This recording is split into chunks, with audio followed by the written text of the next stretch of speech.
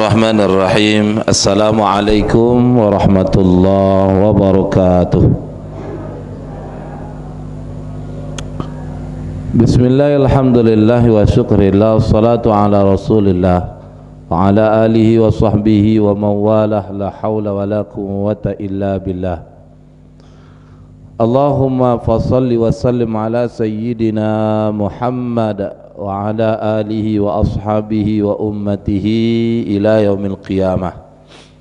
Subhanaka la ilma lana illa ma 'allamtana innaka antal alimul hakim. Allahumma faqihna wa dhurriyyatana wa 'allimna ta'wil. Allahumma anta rabbuna farzuqna al-istiqamah, amma ba'd. Bapak Ibu hadirin wal hadirat yang dimuliakan oleh Allah, alim ulama, ceri pandai, tokoh masyarakat, yang besar tak disebut gelar, yang kecil tak kami panggil nama. Semoga kita semua yang hadir senantiasa Allah limpahkan rahmat dan barokahnya, amin ya rabbal alamin. Wabil khusus kepada adik-adik remaja Masjid Al-Hidayah, semoga mereka seperti yang digambarkan oleh para ulama atau seperti yang diungkapkan di dalam syair, al-wuladul yaum subanul ghad, ar-subanul yaum rijalul ghad. Anak-anak hari ini adalah pemuda di masa depan. Pemuda hari ini pemimpin di masa mendatang. Mudah-mudahan mereka hari ini kita bimbing bersama dengan Islam ini, insyaallah kelak ke depan akan tampil hadir seorang pemuda dan pemimpin yang benar-benar cinta akan Islam ini, insyaallah.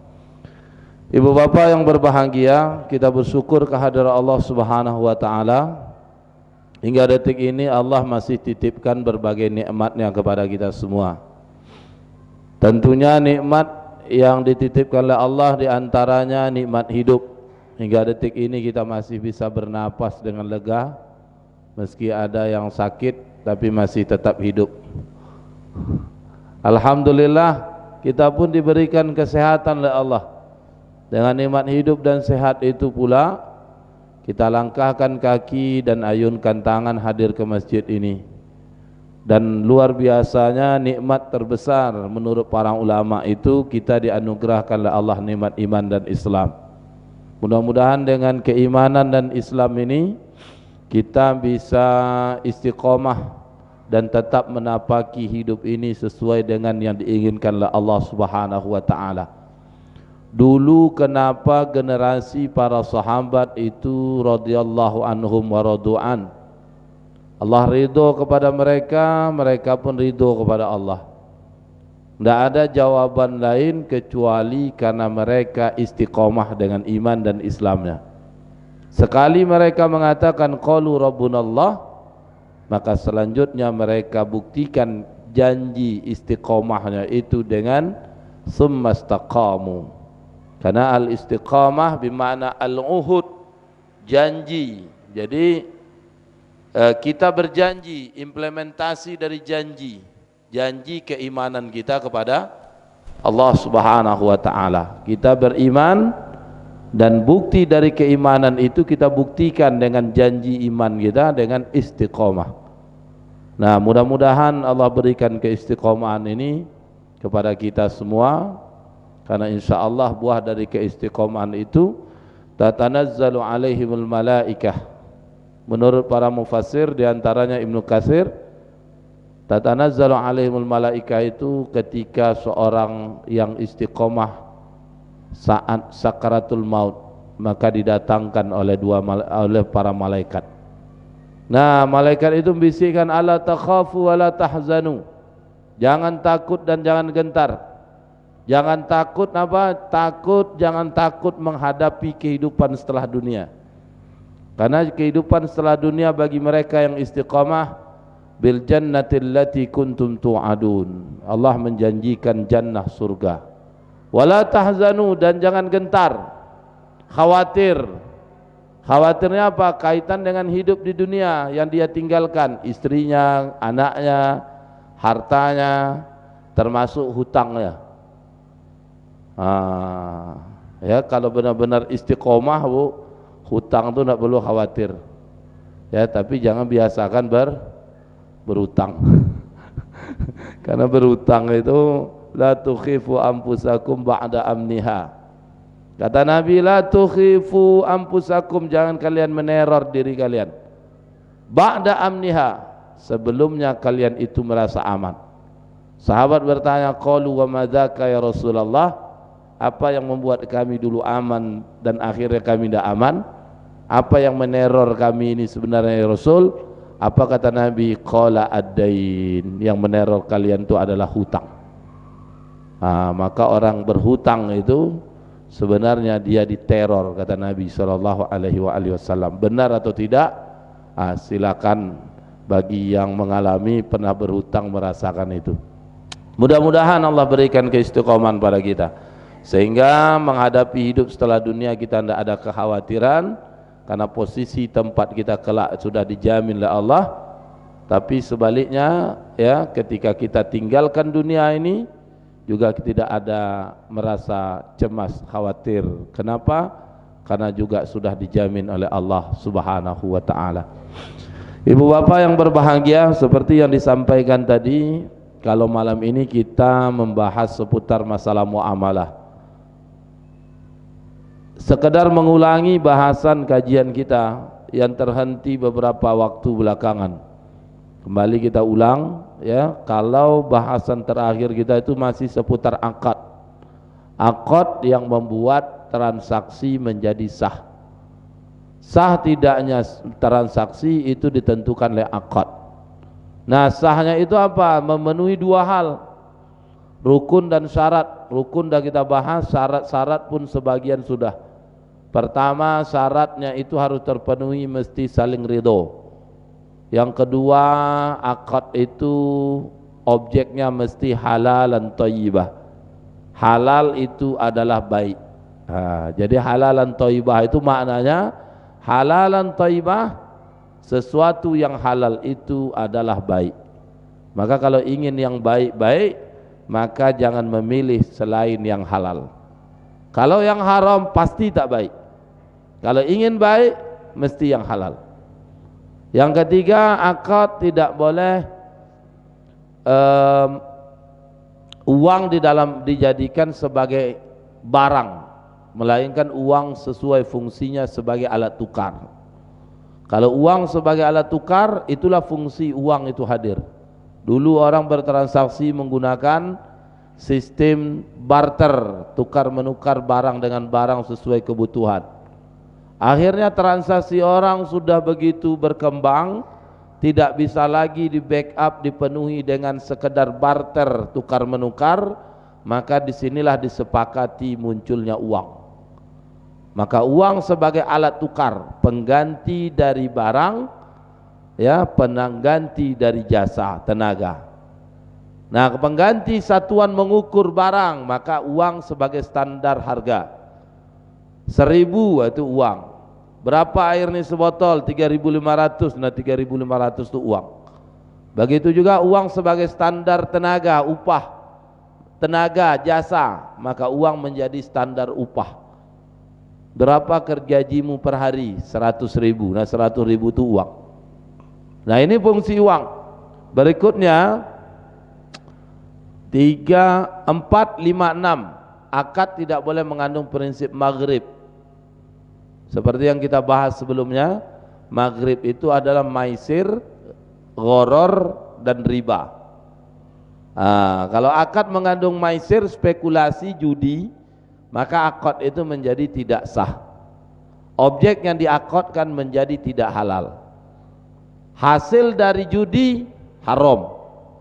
Maka yang kita peroleh apapun namanya, diperoleh dari judi, maisir, spekulasi, itu jadi haram. Kenapa? Karena tidak memenuhi syarat-syarat di dalam akad di dalam Islam. Ya, terhindar dari prinsip maghrib, maisir.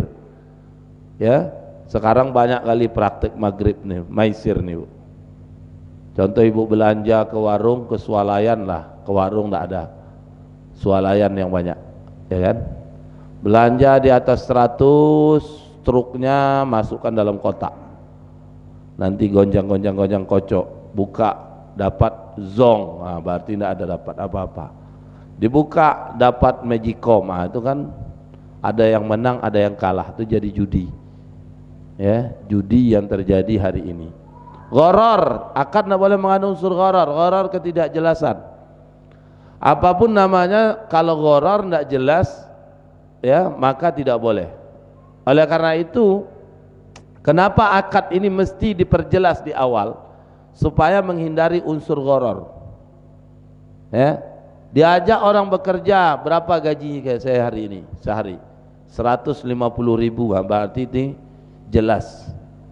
Tapi diajak orang bekerja, gaji saya berapa? Tenang aja lah, kau kayak tak percaya aja sama aku. Itu gharar, enggak boleh. Jadi harus jelas. Menjual sesuatu, barang yang diperjualbelikan harus ada. Kalau tidak ada jadi gharar.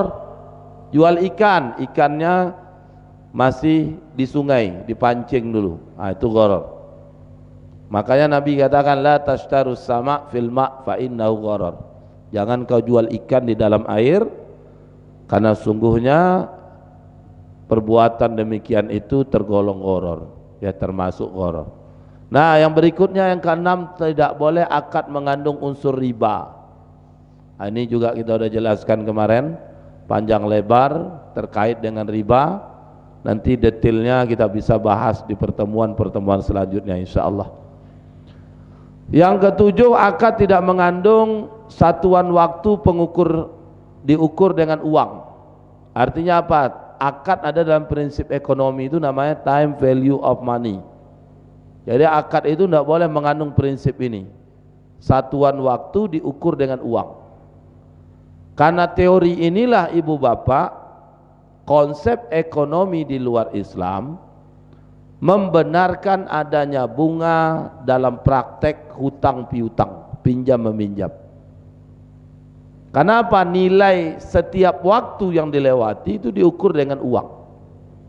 1 juta diutangi orang tahun 70, tahun 80, 10 tahun yang lewat misalkan. Sekarang 2022 dibayar, 10 tahun yang lewat itu waktu yang berlalu, maka tidak boleh dilewati kecuali dinilai dengan uang, ya. Artinya mesti ada tambahan. Tambahan inilah disebut dengan bunga alias riba. Maka bunga dengan riba itu udah final. Di kalangan ulama itu sebenarnya udah final. Maka kalau hari ini ada yang mengatakan bunga tidak sama dengan riba, itu udah jauh ketinggalan dari fakta sebenarnya yang dijumpai. Di kalangan ulama itu udah final, kalau bunga bank itu riba. Contoh keterlambatan dari membayar ketika jatuh tempo. Itu kan kalau dalam akad hutang, ketika kita bertransaksi, berhutang misalkan ke lembaga keuangan, telat bayar ketika jatuh tempo kan kena denda. Kamu gitu kan? Denda seperti ini kan bunga. Dalam prinsip perbankan itu kan bunga. Dalam Islam inilah riba. Namanya riba jahiliyah. Apa itu riba jahiliyah? Tambahan akibat utang piutang disebabkan terlambat membayar atau setelah jatuh tempo. Jadi setelah jatuh tempo tidak bisa membayar atau melunasi, nah ada tambahan. Tambahan ini disebut riba, namanya riba jahiliyah. Dalam praktek hari ini disebut denda. Makanya kalau dikaitkan fakta dari dua hal ini jelas. Makanya kalau mau menghukumi sesuatu, maka faktanya harus utuh, sempurna. Faktanya harus kita pahami terlebih dahulu. Apa faktanya? Ya, fakta denda itu sama riba jahiliyah. Oleh karenanya ulama itu mengatakan riba, jual bunga itu sama dengan riba. Bunga bank sama riba, kecuali bunga di taman lah. Itu enggak riba, Pak. Atau bunga desa. Kan gitu Pak Kades. Itu enggak bunga riba. Ya, itu mesti ditambah kalau bagi yang mampu. Nggak usah serius sekali Bu. Ini kajiannya agak berat. Ya. Tapi kalau tambahan dari denda itu riba. Dalam teori konvensional itu membolehkan tambahan demikian akibat berlalunya waktu. Orang ditolong dikasih duit, berlalu waktu tidak tanggung-tanggung 10 tahun coba. Nilai 10 tahun uang 10 tahun yang lalu beda dengan 10 tahun hari ini. Orang yang ditolong itu mendapatkan bantuan dari uang yang kita kasih. Bukan 1-2 hari pula, 10 tahun coba. Makanya bagaimana cara menebusnya? Nah, inilah ditebus dengan adanya tambahan. Konsep konvensional, ekonomi konvensional kapitalis itu membolehkan ini. Karena dasarnya teori tadi. Satuan waktu diukur dengan uang. Tapi kalau konsep Islam tambahan seperti ini jelas dilarang. Tidak sekedar dilarang, bahkan dilaknat pelakunya. Kenapa? Karena masuk kategori melakukan riba. Makanya prinsip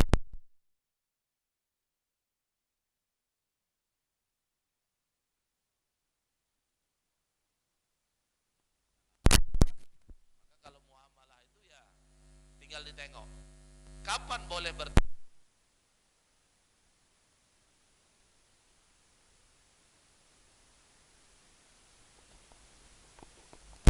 apa contohnya jual beli. Modal 10 bisa boleh untung 20. Modal 10 boleh untung 15. Dapatnya 15. Dijual 15. Boleh, kenapa?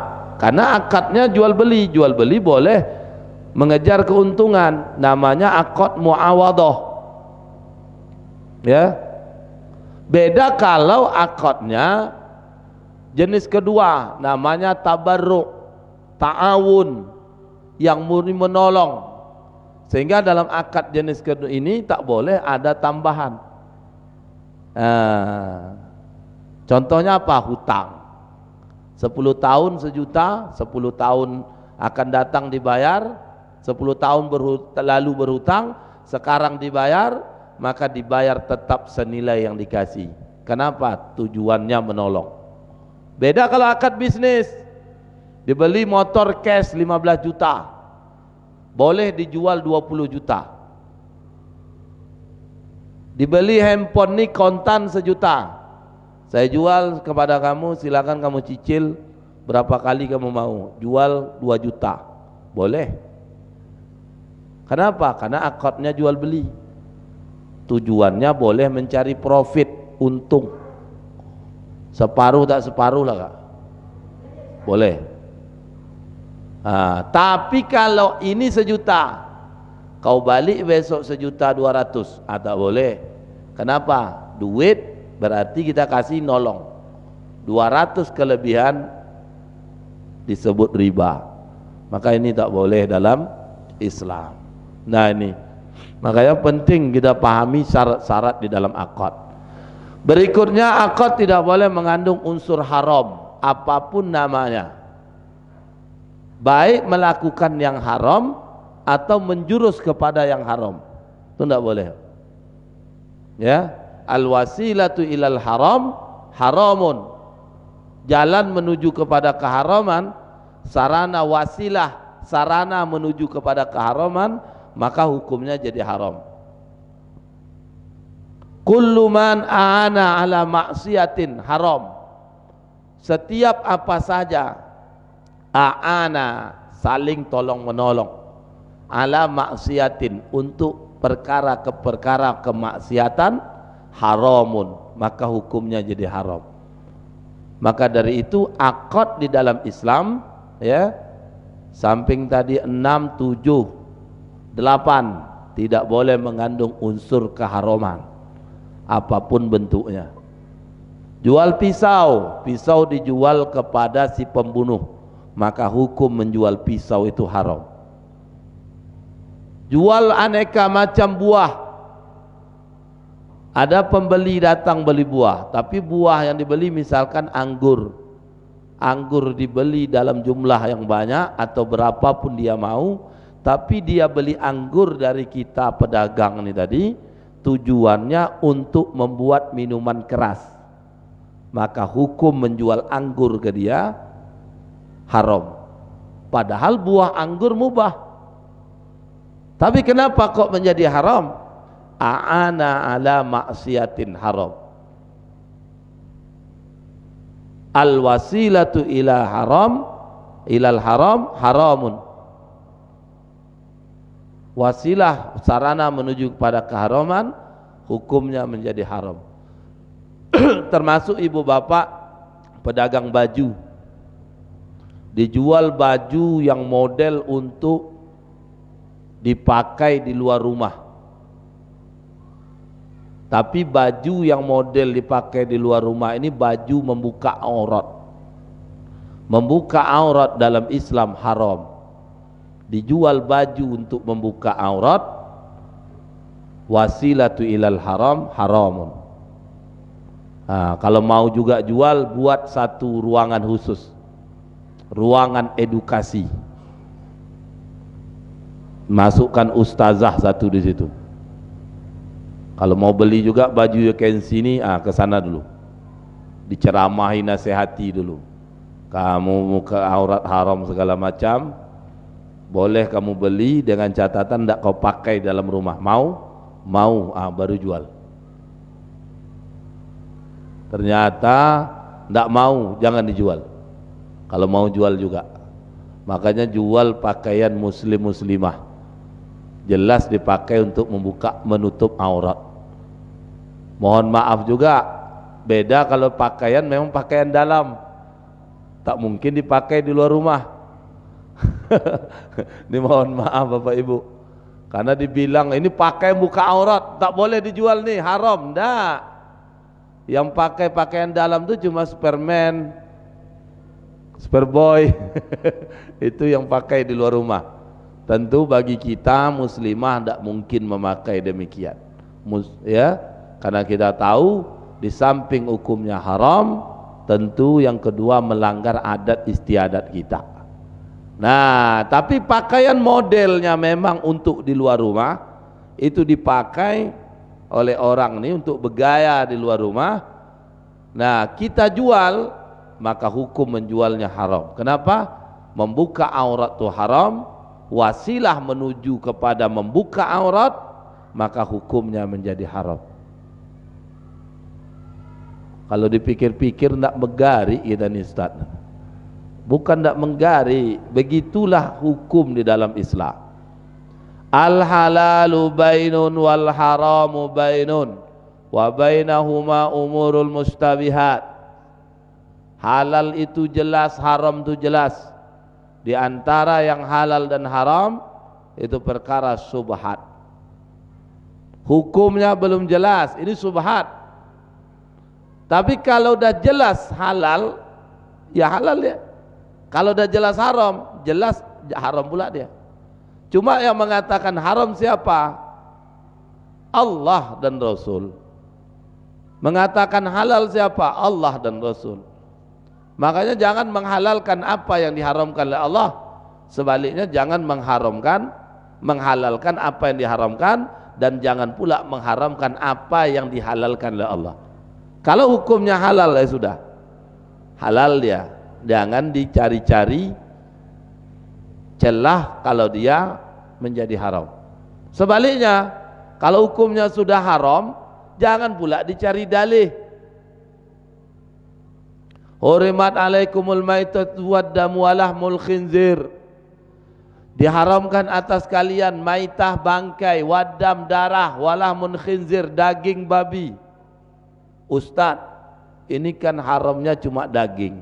Gimana dengan tulangnya? Gimana rambutnya? Gimana kukunya? Gimana pula kalau rantainya? Saya ada berapa hari yang lewat nanya, ada yang menjual, hukum menjual benda antik. Saya tanya, benda antiknya apa? Rantai babi. Ya enggak boleh. Benda antik yang lain ada Ustaz, sejenis benda tapi ada khasiatnya. Saya bilang ada khodamnya, juga tidak boleh. Kenapa? Pasti orang ingin melakukan yang tak baik. Ya, apalagi kalau bicara khodam nanti akan merusak keyakinan keimanan kita. Maka hukumnya tidak boleh. Maka kita ini alami kembali ke tabiat fitrahnya aja lah. Kita itu tidak menjadi burung. Makanya manusia tak menjadi burung, terbang. Kalau ada manusia terbang seperti burung, maka kalah dengan burung sebenarnya. Manusia tak boleh pula jadi ikan, tahan direndam. Kalau tahan direndam pasti ada faktor lain yang menyebabkannya. Manusia tak tahan pula dengan bacok, kebalnya, dibakar tak terbakar. Padahal fitrah kita ini, ya kalau tubuh kena pisau luka, kalau tubuh kena api terbakar. Ini ada tak terbakar. Kenapa? Pasti ada faktor lain. Faktor lainnya itu disebabkan oleh jin. Kita ada menyalahi qadar. Maka dari itu, ini kalau dilakukan transaksi terhadap benda-benda seperti ini, hukumnya menjadi haram, tidak sah. Maka dari itu ibu bapak, syarat akad berikutnya tidak boleh mengandung unsur keharaman apapun namanya. Menjurus ke yang haram juga tidak boleh. Si A tidak mau melakukan riba misalnya, atau tidak mau melakukan akad yang tidak sah, tapi dia bantu orang melakukan riba, maka dia bantu juga haram. Karena kaidah tadi jelas, al wasilatu ilal haram haramun, sarana menuju pada keharaman hukumnya jadi haram. Kullu ma a'ana ala maksiatin haram. Setiap apa saja yang saling tolong menolong dalam kemaksiatan, maka hukumnya haram. Ini yang kadang-kadang sering ditanyakan juga oleh jemaah. Ustadz, saya melakukan transaksi tidak secara tunai, saya angsur pembayarannya karena tidak tunai tadi, tapi disyaratkan ada denda. Namun saya pastikan saya tak kena denda. Apakah yang demikian boleh? Kena kaidah tadi, wasilah menuju keharaman hukumnya haram. Denda itu riba. Ibu bapak kita tak melakukan riba, tapi membuat jalan menuju ke riba, maka hukumnya tidak boleh. Maka kalaupun kita anggaplah misalkan pegawai negeri minjam uang, ataupun tidak uang lah, minta pembiayaan, belikan sesuatu, beli rumah, tapi dijamin dengan slip gaji kita dipotong tiap bulan. Di dalam akad jual beli rumah itu ada syarat ngeriba, contohnya denda. Karena kita pegawai atau kerja di perusahaan tertentu, dipastikan tidak kena denda. Kenapa? Karena gaji dipotong atas, tidak bakalan kena denda. Pertanyaan, boleh tidak? Tetap tidak boleh. Kenapa tidak boleh? Karena jalan menuju ke riba. Wasilatu ilal haram haramun. Ibu bapak yang berbahagia, ini syarat berikutnya ya. Syarat di mana akad tidak boleh mengandung unsur keharaman. Yang berikutnya, akad tidak boleh mengandung unsur zulum, kezaliman. La tuzlimuna wa la tuzlamun. Tidak boleh dizalimi, kita tidak boleh menzalimi dan tak boleh pula dizalimi. La darara wa la dirar. Kita tidak boleh dimudaratkan, kita tidak boleh memudaratkan. Maka akad tidak boleh mengandung unsur zalim, apapun bentuk kezalimannya. Hari ini kezaliman begitu nyata. Zalim itu apa? Kebalikan dari adil. Adil itu apa? Sesuai syariat. Maka zalim itu apa? Tidak sesuai syariat. Sesuatu yang tak sesuai syariat, maka dia zalim. sesuai dengan ketentuan syariat, maka dia adil. Hari ini kadang ada orang tanya, Ustadz, saya punya KWH listrik meteran, tapi pas saya telat bayar kena denda. Denda ini riba atau enggak? Itu enggak riba, itu kezoliman. Kezoliman. Kenapa zolim? Bahkan kalau kita kaji sebelum-sebelumnya, listrik itu kalau dalam pandangan Islam, ini perspektif Islam nih Bapak, itu kan listrik masuk milkiyah ammah, semestinya gratis, kalaupun tidak murah. Ini jangankan gratis, murah, kena denda lagi, kita bayar kena denda lagi. Ini mohon maaf, karena beli pulsa yang pakai token 100.000, dibeli 102.000, terisi berapa?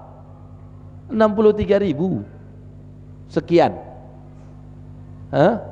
Kemana yang lainnya? Kena pajak. Coba dalam Islam, ini kalau kita ceritakan konsep Islam nih, dalam Islam pajak itu tidak dikenal. Islam tidak mengenal pajak. Kalaupun mengenal pajak, kalaupun disamakan dengan istilah pajak, namanya doribah. Doribah itu maknanya paksaan, pungutan paksa. Kapan dipungut paksa ini? Pertama, kalau negara sedang paceklik, krisis. Yang kedua, dipungut hanya dari muslim yang kaya. Garis bawah ini Pak, muslim yang kaya. Gimana kalau muslim itu tidak kaya? Tidak dipungut. Bagaimana kalau non muslim itu kaya? Tidak dipungut. Kaya tak kaya non muslim tak dipungut. Coba, hanya dari muslim yang kaya. Siapa muslim yang kaya ini? Terpenuhinya dua kebutuhan, hajatul daruriyah, hajatul kamaliyah. Kalau dalam istilah ekonomi, primer, sekunder, tersier. Primer, hajatul daruriyah, sandang, pangan, papan. Sekunder, tersier, itulah hajatul kamaliyah. Terpenuhi dua kebutuhan ini, orang ini disebut kaya. Dari mereka lah dipungut doribah. Ini beli motor aja udah nyicil berpuluh tahun, butut kita beli Pak, kena pula. Nggak heran kenapa, konsepnya ada Islam. Cobalah baca dalam sejarah. Ini kan kita bicara konsep Islam, muamalah di dalam Islam. Makanya Nabi mengatakan, la yadkhulul jannata sahibul maksi, tidak masuk surga para pemungut cukai, pajak. Hadisnya jelas.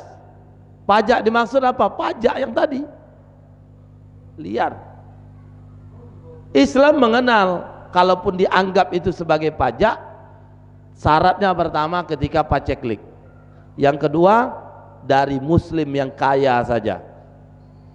Yang ketiga, sesuai kebutuhan. Negara butuhnya berapa? Sedang terjadi gempa di suatu tempat, ya, perbaikan bangunan, membantu yang kena bencana, butuh dana 10 triliun. Negara tak punya anggaran di APBN-nya, maka negara akan memungut namanya doribah dari muslim yang kaya tadi. Setelah terkumpul duit 10 triliun, maka doribahnya stop. Nah, itu syarat ketiga, dipungut hanya sesuai kebutuhan. Makanya luar biasa, kalau kita kembali ke Islam, benarlah rahmatan lil alamin. Darul mafasid, daf'ul mafasid, jalbil masalih. Menolak yang namanya kerusakan, menarik, mengambil namanya kemaslahatan. Hari ini ketika kita jauh dari Islam, nauzubillah min zalik, kezaliman demi kezaliman terjadi nyata di depan mata kita, dan bahkan kita sendiri merasakan kezaliman itu. Maka tidak ada pilihan lain bagi seorang muslim, hanya kembali kepada Islam. bermuamalah sesuai Islam, bermuamalah sesuai yang dicontohkan oleh baginda Nabi sallallahu alaihi wasallam. Dengan begitu barulah kemaslahatan tersebar di mana-mana. Hari ini bukan kemaslahatan yang tersebar, tapi kerusakan yang menyebar di mana-mana. Tengoklah,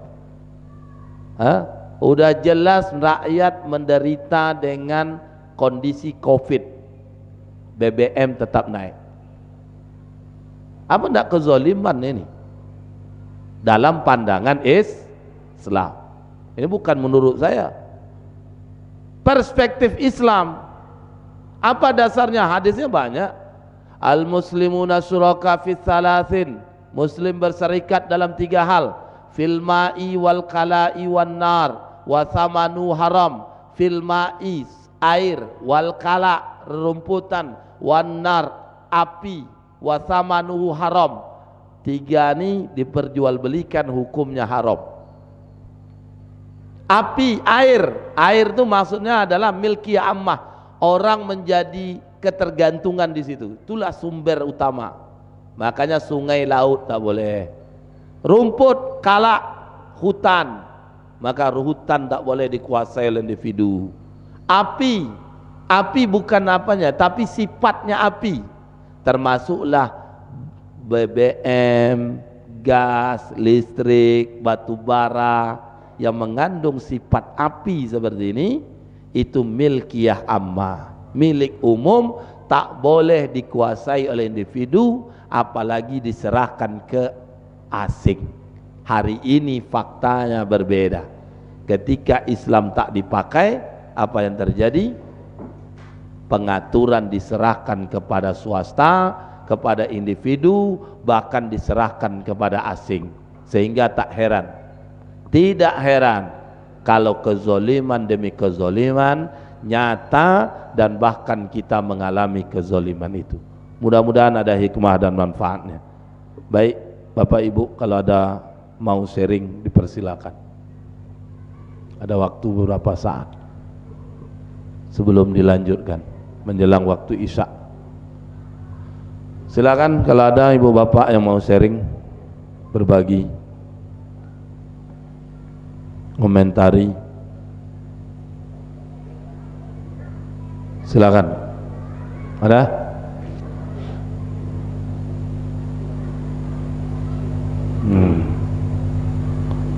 Jangan takut pula nanya, nanti Ustaz saya tanya haram aja semua. Tidak usah ditanya haram dan enggak. Yang halal tetap halal. Yang haram ya haram, tak mungkin dihalalkan.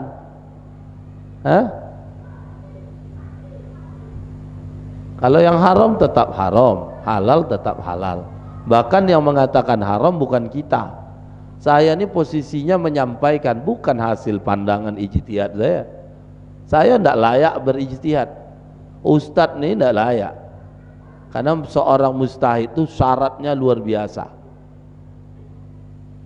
Ya, perlu syarat-syarat yang harus dipenuhi. Nah, kita ini cuma menyampaikan. Nah, silakan kalau ibu bapak ada yang mau sharing.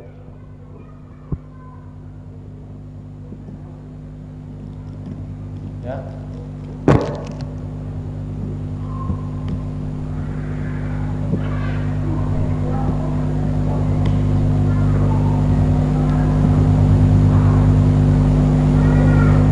Ya.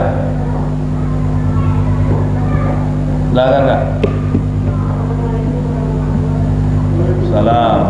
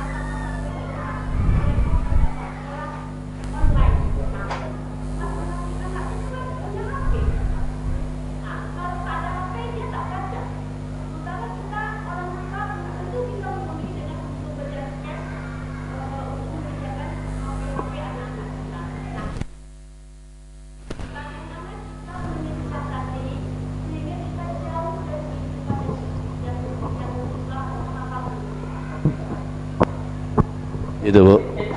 Baik, terima kasih Bu, luar biasa pertanyaan Ibu nih. Kerisauan, cerminan dari kerisauan. Itu bukti dari keimanan dalam diri. Jadi kalau kita bukti kita beriman itu ada risau dengan maksiat, ya maka hal itu perlu dipupuk terus sampai ibaratkan pohon tanaman dia sampai berbuah, membuahi hasil. Nah, untuk menjawab itu tadi, pertama, Islam tidak melarang yang namanya hutang. Hukum berhutang itu secara umum mubah. Mubah boleh. Mubah itu kan boleh. Boleh dilakukan, boleh enggak. Cuma ditimbang manfaat mudarat. Kalau merujuk ke hadis, ada yang hadis membolehkan hutang, memuji hutang, ada mencela. Banyak itu. Mungkin lain waktu insyaallah kita bahas. Dari dua kontra hadis ini seakan-akan kontradiktif, maka ulama mengkajinya sehingga lahir kesimpulan hutang boleh dengan 3 syarat. Pertama, yang berhutang melunasi, berniat melunasi, jadi tidak boleh berhutang tak lunasi. Yang kedua, berhutang yakin bisa melunasi, makanya seperti Nabi berhutang pakai jaminan. Yang ketiga, hutang tidak boleh melanggar syariat, ada unsur riba segala macam di dalamnya. Maka dari itu, kalau ada unsur melanggar syariat tadi, di sinilah kembali kepada kita, di mana kita dikasih opsi pilihan melakukan atau tidak. Kalau kita melakukan, ketika yang dilakukan itu dilarang, ada konsekuensi. Kalau kita tidak melakukan sesuatu yang dilarang, ada pula konsekuensi. Mohon maaf, posisi terkait dengan kasus pertanyaan ibu tadi itu bukan pertanyaan dalam kondisi darurat alias dipaksa, tidak ada. Lagi-lagi pilihan. Persis sama kita dengan sholat. Azan berkumandang, kita pergi sholat. Boleh tak sholat? Tanda kutip. Kenapa boleh tak sholat tadi? Faktanya ada orang tidak sholat. Orang hari ini tidak sholat juga tidak dihukum. Artinya apa? Kalau kita sholat, sholat perintah. Kalau kita sholat ada konsekuensi. Kalau tidak sholat ada pula konsekuensinya. Kan begitu. Sama dengan tadi. Ya, anak sekolah, apalagi kondisi COVID, kita perlu HP, ya kan? Kalau tidak punya HP, anak pasti tidak sekolah. Kita tidak bisa memenuhinya dengan cara beli cash. Bisa beli kredit. Karena kredit dalam Islam juga tak dilarang. Dilarangnya kredit dengan syarat. Ya, salah satunya mengandung unsur denda, riba tadi. Mengandung 2 akad. Nanti kita bahas pertemuan selanjutnya insyaallah pekan depan. Yang ketiga, tidak boleh kepemilikannya akad kepemilikannya ganda. Kepemilikan tidak sempurna, mohon maaf. Jadi akad tuh barang yang dibeli, kredit, kontan tuh sama. Ibu beli hari ini bayar cash 3.500, beli ini bayar besok 3.500, kepemilikan akan air ini sama. Ketika ibu beli kontan, milik ibu 100%, kayak gitu. Ketika ibu bayar besok, air ini juga milik ibu 100%. Di kredit juga begitu. Apa yang membedakan? Sistem pembayaran. Kontan langsung tunai, kalau kredit diangsur. Nah, tinggal ibu cari yang beginian. Yang berikutnya, kewajiban kita memenuhi secara maksimal sesuai kemampuan dan kebutuhan kita. Anak ada 3, misal suami istri di rumah itu ada juga, kan gitu kan? Jangan penuhi semuanya pakai handphone. Ini kadang-kadang semuanya pengen di handphone, kasih handphone satu-satu.